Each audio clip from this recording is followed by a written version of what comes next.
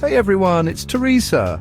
We all want to believe our friends, partners, or family members are just naturally quirky, but sometimes, folks, those quirks are actually giant red flags waving in our faces like a deranged conductor at a train station. Look, it's not always easy to tell if someone's dabbling in something stronger than their morning coffee.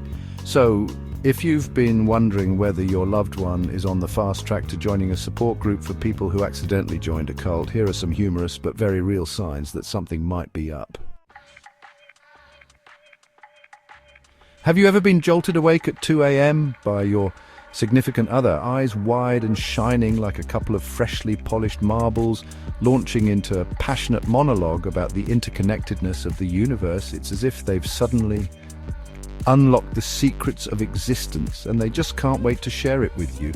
If your loved one, who normally struggles to remember where they put their car keys, is suddenly spouting off philosophical theories that would make Socrates scratch his head, it might be time to raise an eyebrow. You might find yourself wondering if they've been secretly studying philosophy or if something else is at play. Now, I'm not saying that a sudden interest in existentialism is a surefire sign of drug use. People can have epiphanies, after all. But if their brain has gone from "where are my keys" to "time is a construct of the human experience," while simultaneously demolishing a whole loaf of bread, you might start to suspect that something unusual is happening. It might not just be a phase, it might be a chemical enhancement. Sometimes these sudden bursts of genius can be chemically induced. And let's be real, if they start claiming to be able to see sounds and taste colors, you know things have taken a turn for the surreal. You might want to gently suggest a trip to the doctor. It's always better to be safe and get a professional opinion. Because as fascinating as it is to hear them explain how the curtains are breathing, you have to consider their well-being. You also have to work in the morning, and the lack of sleep is starting to take its toll on you. Frankly, you're starting to get a little freaked out. It's important to address these changes before they escalate further. Remember when you first started dating and you'd text each other constantly? Those were the days when your phone would buzz non-stop with sweet messages like, "We're talking rapid fire, double texting, I just saw a cute dog," and it made me think of your levels of communication. It felt like you were always connected, no matter where you were. But lately, your partner has perfected the art of the Irish goodbye. They slip away without a word, leaving you wondering where they went. And by Irish goodbye, I mean they disappear for hours, sometimes even days with no explanation whatsoever. It's like they've become a magician, vanishing into thin air. You call, you text, you send smoke signals, nothing. It's as if they've fallen off the face of the earth. And when they finally do reappear, usually smelling vaguely of patchouli and regret, they offer up the most ridiculous excuses you've ever heard. You can't help but roll your eyes. "I was helping a raccoon find its way home." Really? That's the best you could come up with? "I fell into a wormhole and ended up in an alternate dimension where everyone communicates through interpretive dance." It's like they think you'll believe anything. Come on, people. Even I, a person who once spent an entire weekend trying to make a dress out of duct tape and old newspapers, can tell when someone's lying through their teeth. It's time to call them out on their nonsense. Remember that time you found a $20 bill in your pocket and did a little dance of joy? Yeah, those days are over. Because if your loved one is suddenly a walking, talking ATM with a severe case of leaky pockets, you might want to hold on to your wallet a little tighter. We're not talking about forgetting to split the occasional dinner bill here. This is next level. I swear I just got paid. Where did all my money go? Kind of financial amnesia. They're constantly borrowing money with all the sincerity of a politician making campaign promises. And the excuses, don't even get me started on the excuses. My bank account must have been hacked by a rogue AI. I accidentally donated all my money to a charity that supports the ethical treatment of imaginary creatures.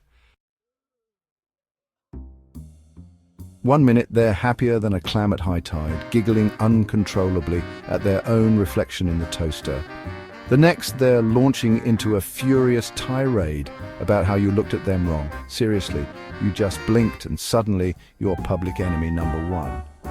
If your loved one's emotional state is more unpredictable than a game of Russian roulette played with a clown car full of squirrels, it might be time to invest in some noise-cancelling headphones and a good therapist. And don't even think about trying to reason with them when they're in the throes of an emotional roller coaster ride. So, unless you're fluent in the language of overreacting to absolutely everything, it's best to just ride out the storm and hope for the best. Remember that fresh, clean scent your loved one used to have? The one that reminded you of sunshine and laundry detergent commercials? Yeah, that's long gone. These days they're rocking a more lived-in aroma. And by lived-in, I mean it smells like a family of raccoons moved into their armpits and started a compost heap. Showers. Who has time for showers when you're busy exploring the far reaches of your own consciousness? Or, passed out, face down on the couch. And don't even get me started on the state of their hair. Look, I'm all for embracing your natural musk, but there's a fine line between effortlessly cool and biohazard. Now, I'm not saying that everyone your loved one befriends has to pass a background check and a credit score evaluation, but if their new crew looks like they just wandered off the set of a Quentin Tarantino film, it might be time to raise an eyebrow. These aren't just your average run-of-the-mill weirdos. We're talking about people who wear sunglasses indoors, whisper constantly about things that are none of your business, and have names like Razor and Sparkle. And let's not forget about the guy who always seems to be lurking in the shadows, cracking his knuckles and staring intently at everyone like they owe him money. Suddenly your loved one is speaking in cryptic riddles, disappearing on errands at all hours of the night and using words you've never even heard of before. You know that look in your loved one's eyes that used to make your heart melt? The one that said, "I love you," more than words can say, and also you have a little something on your face. Yeah, that look is gone. In its place is something else. Maybe their eyes are bloodshot and glassy, like a pair of marbles that have been rolling around in a dusty attic for a few decades. Or maybe they're pinned and dilated, like they just stared directly into the sun after eating a fistful of magic mushrooms. Either way, it's not good. And if their pupils are so dilated they look like they could swallow your soul whole, run. Now, I'm all for getting in touch with your inner fitness guru. Embracing a healthier lifestyle is something we can all get behind. But if your loved one, who normally considers walking to the mailbox a strenuous workout, is suddenly running laps around the house at 3 a.m, it might be time to invest in some earplugs and a good pair of running shoes for yourself so you can outrun them when they inevitably crash. This sudden burst of energy can be quite alarming. We're not talking about a casual jog around the block here. This is something far more intense and relentless.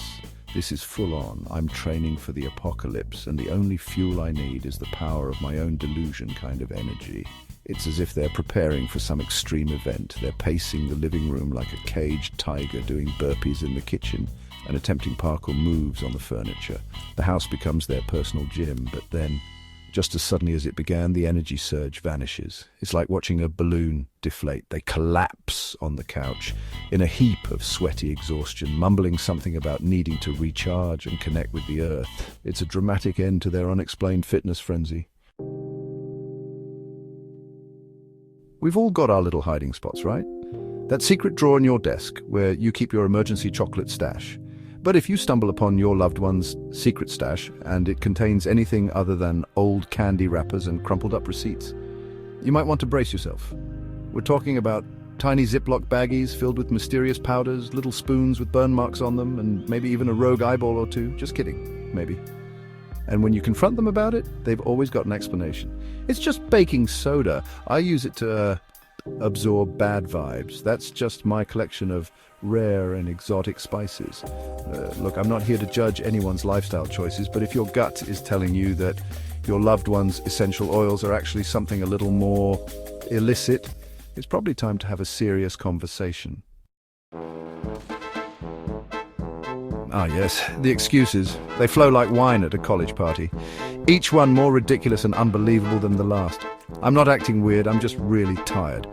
My eyes are red because I was watching a really sad movie. I haven't showered because I'm trying out this new water conservation technique. And my personal favorite, I'm not high, I'm just, me. Look, if your loved one's excuse repertoire is more extensive than the entire Shakespearean canon, they're not just being quirky, they're deflecting. If your gut is telling you something's not right, trust it. Because sometimes the truth is stranger than fiction and a whole lot more concerning. Okay, everyone, time to get real for a minute. All jokes aside, if you genuinely suspect that a loved one is struggling with substance abuse, it's crucial to approach the situation with compassion and understanding, not judgment. Addiction is a complex issue, and shaming or blaming someone will only make things worse. Encourage open and honest dialogue, offer your unwavering support, and if necessary, seek professional help. There are countless resources available to help both those struggling with addiction and their loved ones. Remember, you don't have to navigate this alone.